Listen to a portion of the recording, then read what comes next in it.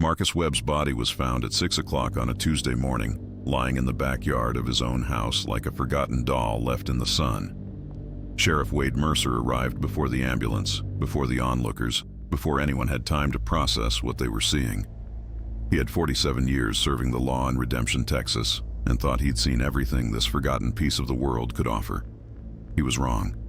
Marcus lay on his back, arms extended, mouth open in a silent scream. But it wasn't the expression that disturbed Wade. It was the texture. The man's skin had the appearance of ancient parchment, yellowed and brittle, stretched over bones in a way that didn't seem possible in a human body. His eyes were open, completely white, opaque like frosted glass. His hands contracted into claws, fingers curved at painful angles. Wade knelt beside the body, touched the wrist with 2 fingers. The skin gave under the pressure like wet paper, leaving a mark that didn't fade. Cold, dry, impossible. "Jesus Christ," Deputy Jake Morrison muttered behind him, voice thin. "Sheriff, what did this to him?" "I don't know." Wade stood up, looked around. Marcus's backyard was all cracked earth and dead grass. 6 months of drought had transformed Redemption into a lunar landscape. Puddles of dried mud, trees with bare branches like bones, and the BRAZOS River, which ran 3 blocks from there, was completely dry for the first time in 150 years. There were marks on the ground, drag marks, coming from the direction of the river. Wade followed the trail with his eyes, felt something cold slide down his spine. Marcus hadn't died here. Something had brought him back home. Dr. Elena Ruiz arrived 15 minutes later, black hair tied in a ponytail, brown eyes too sharp for that hour of the morning. She was 32 years old and 8 months in Redemption. Came from Houston to cover for old Dr. Patterson's retirement. Wade still hadn't decided if he liked her. Big city doctor, full of certainties. She knelt by the body, touched, examined, stayed silent for too long. "Dehydration," she finally said, but her voice didn't carry the usual confidence. "Extreme dehydration. Complete." "In how long?" Wade asked. Elena looked at him, then back at the body. "I don't know. It shouldn't be possible. Not like this." She touched Marcus's neck, felt something, frowned. "The internal tissues. Wade, he's dry inside. Muscles, organs, everything. It's like someone extracted every drop of liquid from him. Someone or something." She didn't answer. That night, Wade drove to the dry bed of the Brazos. The moon was full, silver light pouring over what used to be water. The river was nearly 100 meters wide at that point, now just cracked earth and exposed rocks. In the center, a deep fissure cut through the bed like an open wound. He descended the bank, boots sinking into the dry mud. The silence was total. No crickets, no wind, nothing. Just the sound of his own breathing. The fissure was perhaps 3 meters wide, descending into total darkness. Wade turned on his flashlight, pointed it down. The light revealed walls of wet stone, glistening, descending deeper than the beam could reach. Smell of damp earth and something else. Something organic. Rotten. He stood there, looking, feeling the weight of the darkness below. Something inside him, primitive instinct, screamed to step back, to get out of there. Instead, he began to descend. The walls were smooth, almost polished, as if water had run there for centuries. Wade descended slowly, flashlight in his mouth, hands searching for holds. 10 meters, 15. The temperature dropped with each step, humidity increasing. 20 meters down, the tunnel opened into a chamber. Wade landed his feet on the irregular ground, swept the flashlight around. The cave was perhaps 15 meters in diameter, low ceiling dripping water. But it wasn't the natural formation that made him stop. It was the walls, paintings, ancient, reds and ochres, still visible after centuries. Small human figures, hunched, and above them, dominating the composition, something large, elongated, with extended arms and what appeared to be gills on the neck. In the center of the chamber, a stone altar, and around it, bones, many bones. Wade approached slowly. The bones were mostly animal, deer, coyotes, maybe cattle, carefully stacked, arranged in pattern. Offerings. The flashlight flickered once, twice. died. Total darkness enveloped Wade like water closing over a drowning man's head. He searched for the lighter in his pocket, hands trembling, when he heard it. Breathing. Wet. Deep. Dragged. Coming from somewhere ahead in the cave. The lighter ignited with a snap, too loud. The weak light revealed another tunnel, descending, and inside it, water. Still water. Dark, reflecting the flame. The breathing stopped. Wade stepped back. Another. Something moved in the water. Just ripple. Surface disturbance. But enough. He ran. Wade emerged from the hole gasping, sweat mixed with dirt, heart pounding against his ribs. He climbed the bank, stumbling, almost fell, leaned on the pickup's hood. It took 5 minutes for his breathing to normalize. When he could finally think straight, he grabbed the radio. "Jake, you copy?" Static. Then, "This is Jake. Everything okay, Sheriff? Need you to gather Tommy Whitlock and Dr. Ruiz. Tomorrow morning, 7 o'clock at the station. And call Pastor Grant, too." "Yes, sir. Any problem?" Wade looked back at the fissure in the riverbed. From where he stood, it looked like an open mouth in the earth. "Just do what I asked, Jake." Pastor Isaiah Grant was 63 years old and had the face of someone who had seen too much.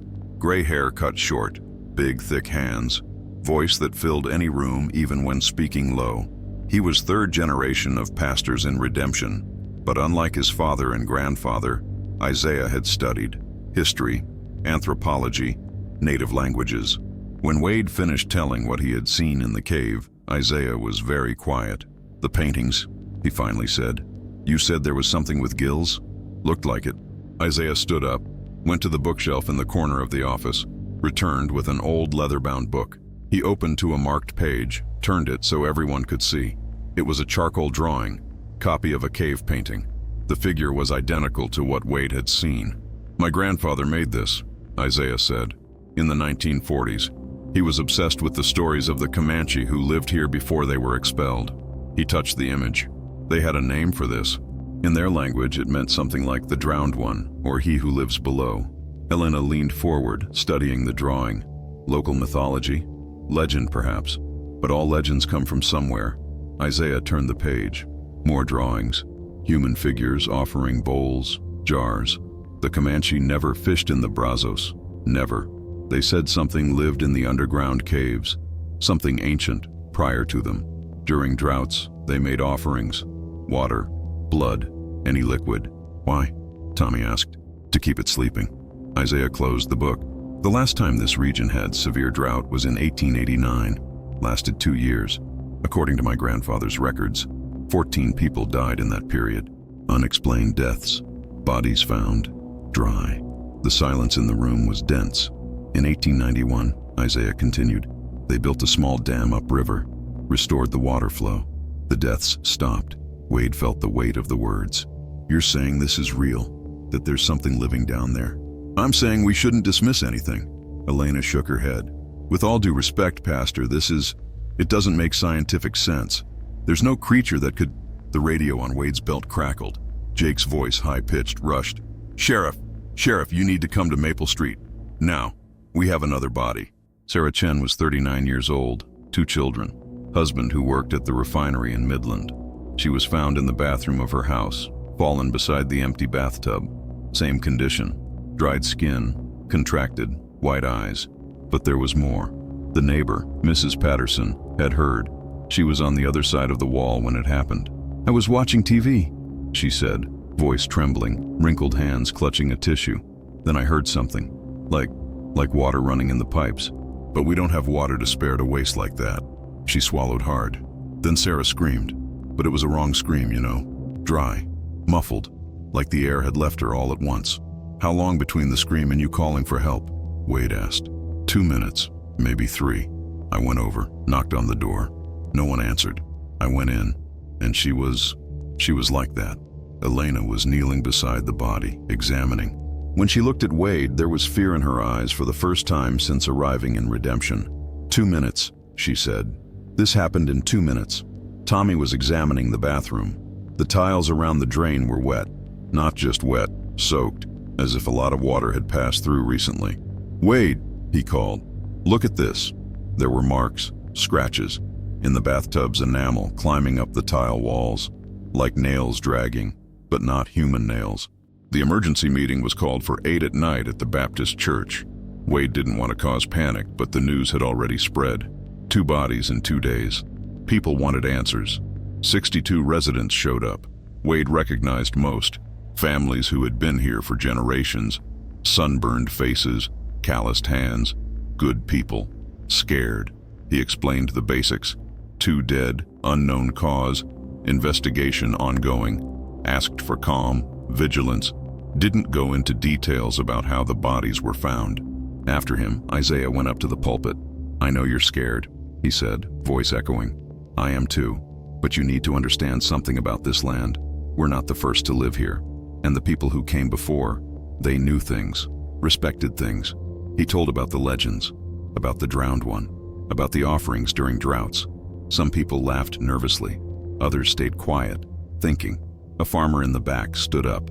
"You're saying there's some monster in the dry river killing people? I'm saying something's happening, and maybe it's not coincidence that it started when the river dried up. So what do we do?" Isaiah didn't have an answer for that. Wade, Tommy, and Elena returned to the riverbed that night. This time they brought better flashlights, ropes, radios. Jake Morrison also came, despite Wade suggesting he stay. "With all due respect, Sheriff," Jake had said, "you're going to need backup." Jake was 28 years old, had grown up in Redemption, joined the sheriff's department at 21. Good kid, too brave for his own good sometimes. They descended through the fissure in silence. This time the path seemed easier, or maybe Wade was just more desperate. The chamber with the paintings was as he remembered. Altar, bones, tunnel descending to water. "Jesus Christ," Tommy murmured, looking at the paintings. Elena was studying the bones, fingers touching the marks. "Some of these are recent, last few months maybe." She looked at Wade. Someone was still making offerings. Who? I don't know, but someone knew. Jake was at the mouth of the descending tunnel. Flashlight pointed at the dark water below. "There are more paintings here, and the tunnel continues." They gathered behind him. The tunnel was narrow, slanted, water rising slowly. The paintings on the walls changed tone here. More urgent, violent, human figures running, the creature following. "I don't like this," Tommy said. "Nobody does," Wade responded. "But we need to know what we're facing." They descended. The water reached their ankles, then their knees. Cold, almost freezing smell of earth and decomposition. The tunnel opened into another chamber, this one larger, ceiling high enough for them to stand. And there, in the center, something that stole the breath from Wade's lungs. A hole. Perfectly circular, maybe 3 meters in diameter, cut into the rock as if someone had used a giant drill. Descending into total darkness. Muddy water filling the bottom. Impossible to see how deep it went. "This isn't natural," Elena whispered. Jake approached the edge, pointed the flashlight down. The beam of light disappeared into the darkness, didn't reach the bottom. "How deep do you think it?" He stopped. There was movement. Down there. Something moving in the water. "Jake, get away from there," Wade said, voice tense. But Jake had frozen, eyes fixed on the hole. "There's something down there. I can hear it." And then they all heard it. Breathing. Deep. Wet. Dragged. Like something trying to pull air through lungs filled with liquid. The sound echoed on the walls, impossible to determine exact direction. The water around their feet rippled. "We're leaving," Wade said. "Now." They began to step back, slow movements, trying not to make waves. The breathing continued, closer. Jake was last. He looked back once, flashlight sweeping the chamber. The light caught something in the water. Pale form, elongated, moving under the surface like liquid shadow. "Shit!" Jake shouted, turned to run. The water exploded. Wade saw fragments. Impossible to process everything at once. Brain trying and failing to comprehend what his eyes were reporting. Something emerged from the hole. Large, maybe 2.5 meters tall but hunched, joints bent at wrong angles. Body too thin, all bone and translucent skin that revealed shadows of internal organs. Blue-gray tones, dark veins snaking under the surface like rivers on a map. The head was almost human, but stretched, elongated. Enormous eyes, round, with human iris but milky color. Cataract covering everything. No nose, just 2 slits. Mouth open, revealing small teeth, sharp, many. On the neck, on both sides. Gills, torn, scarred. opening and closing uselessly in the air, trying to filter oxygen that wasn't there. The arms were long, disproportionate, ending in hands with membranes between fingers. Black nails curved like claws. It moved and the movement was all wrong. Spasms, like fish out of water, but fast, frighteningly fast. Jake had frozen, eyes wide, mouth open in a scream that didn't come out.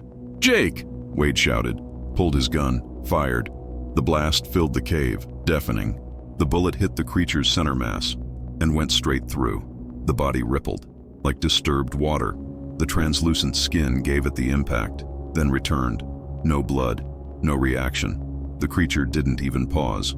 Tommy fired too. Then Elena, who had grabbed the gun from Wade's holster. 3 shots, 4, all hit, all useless. The creature reached Jake. The hands closed around his face. Jake screamed, a high, thin sound that cut to the bone. The creature pulled him back, to the tunnel, to the water. Wade ran, Tommy and Elena behind. But Jake was already being dragged down, to the hole. The creature's gills now submerged, working, pulling water. "No!" Wade jumped, grabbed Jake's arm, pulled.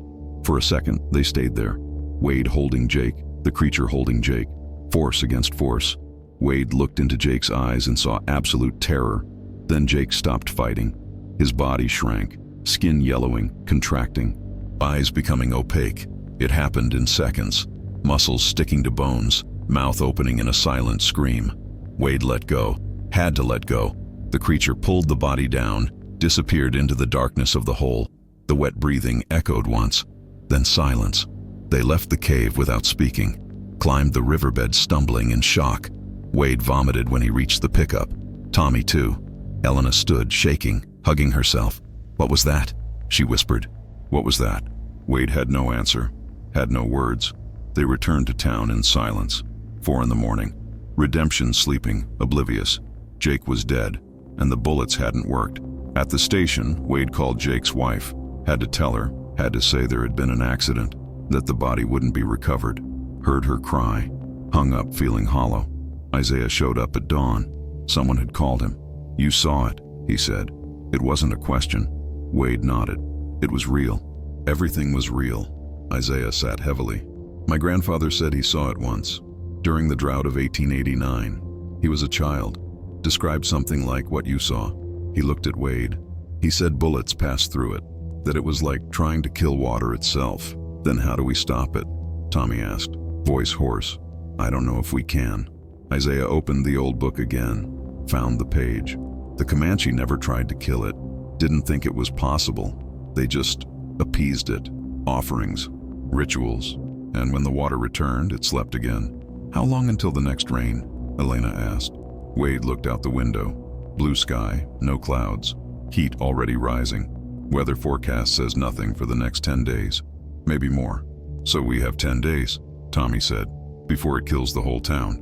Nobody corrected him. Part 2. News of Jake's death spread like wildfire. Wade had to tell the official story. Accident in the cave, body lost. But suspicious eyes followed him. People knew something was wrong. The next morning they found 2 more bodies. David Martinez, 41, father of 3, found in his basement near the water heater. Dry, contracted, white eyes. Beth Sullivan, 57, widow, found in the kitchen near the sink. Same condition. Elena did quick autopsies. The results were impossible but consistent. Total dehydration in minutes. Water extracted from all tissues, as if something had sucked the liquid life from them. "There's a pattern," she said, spreading photos of the locations. "All near water, plumbing, drains, places where water used to flow." "She's using the sewer system," Tommy realized. "The underground tunnels must connect with the caves." Wade studied the city map on the wall. Redemption had been built around the river. The plumbing system was old, dated back to 1920. Everything led to the Brazos. "She can reach anywhere in the city," he said, feeling the weight of the realization. Every house, every building. Isaiah was in the corner, reading his grandfather's book. "Here," he pointed. 1889, 8 deaths in the first week after the river dried, then 15 in the second week, 23 in the third. Acceleration pattern. She got bolder, more desperate. "Desperate why?" Elena asked. "Because she was also dying." Isaiah turned the page. "My grandfather wrote that she seemed sick, weak. The gills didn't work in dry air. She needed water to survive, but also needed something else. Water from the bodies, Wade said. She's feeding, not just feeding, trying to survive. Isaiah closed the book. Imagine spending decades, maybe centuries, sleeping underwater. Then you wake up and the water's gone. You're suffocating. Every breath hurts. And the only moisture available is inside other living creatures. Elena shook her head, but didn't deny it. That doesn't change the fact that she'll kill us all if we don't do something. We need to evacuate, Wade said. Get everyone out of the city. Where to? Tommy asked. Nearest city is Midland, 60 miles. We don't have transport for 3,000 people. And even if we did, he didn't finish. Didn't need to. Redemption was home. Always had been. People here didn't abandon easily. So what do you suggest? Wade asked. Silence. Finally, Isaiah spoke. My grandfather mentioned that in 1891, when they built the dam and restored the flow, the deaths stopped immediately. She returned to the depths and was never seen again. You want to bring the water back? Elena said. Return her habitat. It's the only thing that worked before. The dam above, Tommy said thoughtfully. Morrison Dam, 15 miles upriver. Was built in the 50s, replaced the old one. Controls all the flow of the Brazos through this region. Wade understood. You want to open the dam? Not just open. Breach it. Release enough water to flood the riverbed, fill the underground caves. That would flood half the city too, Elena pointed out. Lower parts, yes, Tommy admitted. But we'd evacuate those areas first. Better lose houses than lives. Wade considered. It was insane. Destroy federal infrastructure, cause deliberate flooding. He could go to prison. Probably would. But he looked at the photos on the table. Marcus, Sarah, Jake, David, Beth, and counting. How long would it take? He asked. To breach the dam? With the right explosives, maybe 3-4 hours. But getting there, preparing the charges. 1 day, Wade completed. We need 1 day. And in that time? Elena asked. While we prepare, she'll keep killing. There was no good answer for that. They divided tasks. Tommy would gather explosives. He had access through the farm, used dynamite to clear tree stumps. Isaiah would organize evacuation of low areas, using the church as coordination center. Elena would set up temporary medical station to treat any injured. Wade would stay in town, trying to maintain order, and waiting for the next attack. He didn't have to wait long. 2 hours later, Mrs. Patterson's 15-year-old son disappeared. Kyle Chen, the same kid who had explored the cave days ago. They found him in the school bathroom, door locked from inside. Wade broke down the door. Kyle was alive, but barely. Skin beginning to dry, eyes half closed, shallow breathing. And there was water on the floor. Lots of water, pouring from the toilet, from the sink, as if plumbing had burst. She came, Kyle whispered when Wade knelt beside him. Came through the pipes. I heard her breathing. I tried to run, but I felt something, like it was pulling, from inside. Elena arrived, started treatment, IV, fluids, but it was like pouring water into a sieve. Kyle's body wasn't retaining anything. It won't work, she said, frustration and fear in her voice. He needs a hospital, equipment we don't have. How long does he have? Wade asked quietly. Elena didn't answer, didn't need to. Wade saw it in her expression. Hours, maybe. That night they gathered everyone who remained in the church. 200 people maybe. The rest had fled or were hiding at home, locked in, waiting. Wade climbed to the pulpit, looked at the frightened faces.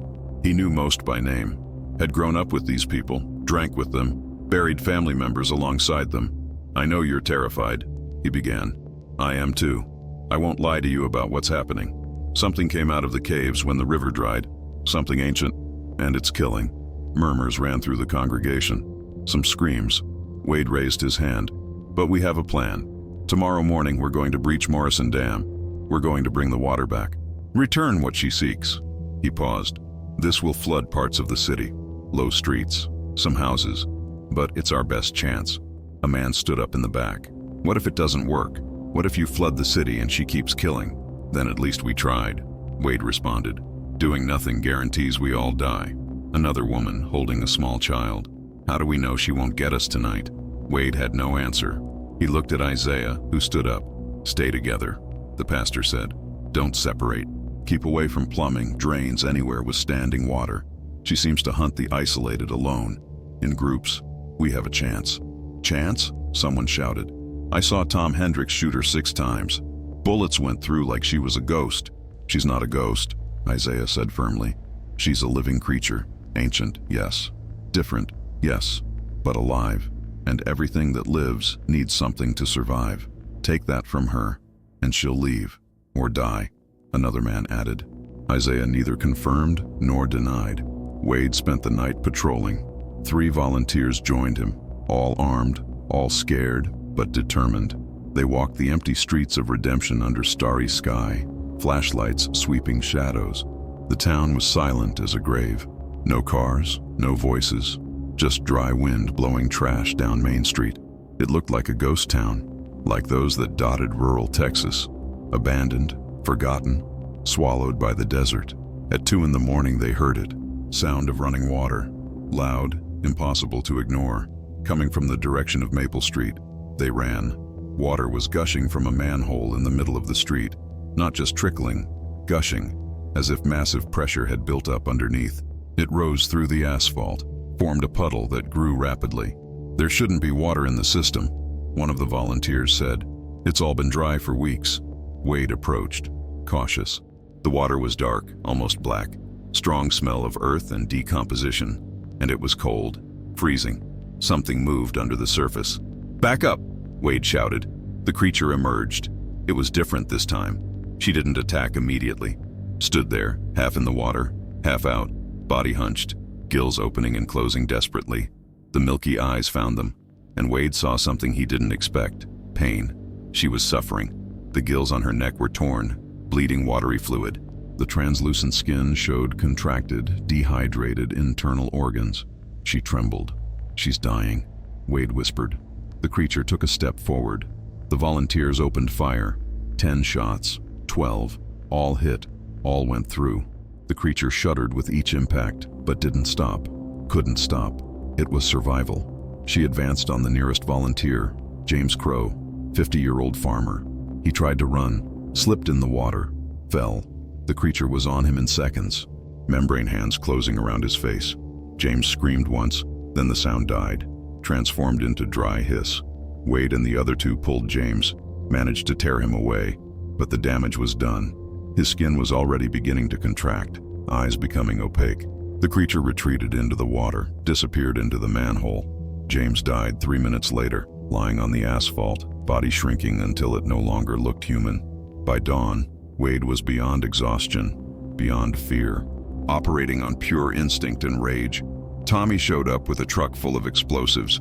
Old dynamite, stable enough but powerful, enough to do serious damage. Ready? He asked. Wade looked back at the city. Smoke rose from 3 different locations. Houses that had been invaded during the night. 7 dead total. 7 families destroyed. Let's end this, he said. Elena, Isaiah, and 3 more volunteers joined them. 2 vehicles, enough supplies. The trip to Morrison Dam would take an hour, maybe a bit more. They left Redemption as the sun rose, golden light painting the dry earth blood red. Morrison Dam was an imposing concrete structure, built in the 50s to control flooding and provide water for the region. It was 60 meters high, 200 wide, held millions of gallons of water from the Brazos. It was also federal property. Destroying it was a crime. Wade didn't care anymore. They parked at the base, began unloading explosives. Tommy knew basic engineering, where to place charges for maximum impact, how to create structural failure that would lead to collapse. Here, here, and here, he pointed. 3 charge points. We detonate simultaneously. Water pressure does the rest. How long until it starts flowing? Elena asked. Minutes, maybe less. It'll be fast. They worked for 2 hours under scorching sun, drilling, positioning charges, connecting detonators. Careful work, precise. One mistake and they could kill themselves. Isaiah kept watch, eyes on the horizon, but not for help, for her. Think she knows? He asked. What we're doing? Don't know, Wade responded, adjusting the last detonator. But if she does, she'll try to stop us. They finished at 11 in the morning. 3 charges positioned, remote detonation system armed. Everything ready. Tommy checked everything twice. We're ready. But Wade, as soon as we detonate, there's no going back. The water will flow. We'll flood the entire valley. Parts of Redemption will be submerged for days, maybe weeks. How many lives does this save? Wade asked. All of them, I hope. Then we do it. They retreated to a safe distance, positioned themselves behind the vehicles. Tommy held the detonator, looked at Wade. Your call, Sheriff. Wade thought of Marcus, of Sarah, of Jake, of James, of Kyle Chen, who was still fighting in the church, body drying from the inside out. Do it, he said. Tommy pressed the button. Part 3, finale. For 3 seconds, nothing happened. Then, the world exploded. 3 simultaneous detonations, sound like thunder cracking the earth. The dam shook. Cracks appeared in the concrete, running like black lightning. An entire section of the structure gave way, collapsed, and water gushing out like an open wound. The roar was deafening. Millions of gallons of water released at once, falling 60 meters, crushing everything in its path. Mist rose, rainbows dancing in the sunlight. "Let's go!" Wade shouted, but could barely hear his own voice. They ran for the vehicles, started engines, accelerated. Behind them, water followed, rolling through the dry valley like a liquid avalanche. Trees were uprooted. Rocks the size of cars rolled. The earth itself seemed to be moving. Tommy's truck slid on the curve, almost overturned. Elena was in the back seat, holding tight, face pale. Isaiah prayed quietly, words lost in the roar of water behind them. It took 15 minutes to reach higher ground. Safe, they stopped, got out, looked back. The valley that had been dry desert was now a furious river. Dark brown water, full of debris, rolling implacably toward redemption. The dam, what remained of it, was a broken ruin, water still gushing through the cracks. My God, Elena whispered. What have we done? What was necessary? Wade responded. They returned to redemption by alternate route, by the ridge above the city. From there, they could see everything. The water had reached the dry bed of the Brazos. It was filling fast, river reborn after months dead. The fissure that led to the caves disappeared under running water. Low streets of the city were beginning to flood. Maple Street, part of Maine, the industrial area near the river. But the people were safe. Isaiah had evacuated well. They were in the high parts, in the hills, watching from afar as their homes disappeared under brown water. It worked, Tommy said, almost not believing. It really worked. Not yet, Wade said. She can still attack. She can still... He stopped. Something was emerging from the river. The creature appeared in the center of the current, where the water was deepest. This time, she wasn't suffering, wasn't desperate. She was graceful. She moved through the water as if she were part of it, elongated body gliding, undulating. The gills on her neck now worked perfectly, opening and closing in smooth rhythm. The translucent skin gleamed under sunlight, prismatic, almost beautiful. She surfed the current back to where the fissure had been, where the underground caves were now submerged again. For a moment she stopped. Her body broke the surface, head turning. The milky eyes found Wade on the distant ridge. They stood there, human and creature, separated by hundreds of meters but connected by something primitive, mutual recognition, both survivors. Then she dove. The water closed over her and she didn't emerge again.